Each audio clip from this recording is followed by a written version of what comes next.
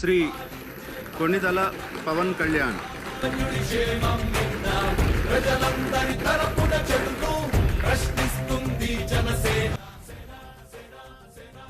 కొణిదల పవన్ కళ్యాణ్ అనే నేను శాసనసభ సభ్యుడిగా ఎన్నికైనందున శాసనం ద్వారా నిర్మితమైన భారత రాజ్యాంగం పట్ల నిజమైన విశ్వాసం, విధేయత చూపుతానని, భారతదేశ సార్వభౌమాధికారాన్ని, సమగ్రతను కాపాడుతానని, నేను స్వీకరించబోయే కర్తవ్యాన్ని శ్రద్ధాశక్తులతో నిర్వహిస్తానని దైవ సాక్షిగా ప్రమాణం చేస్తాను.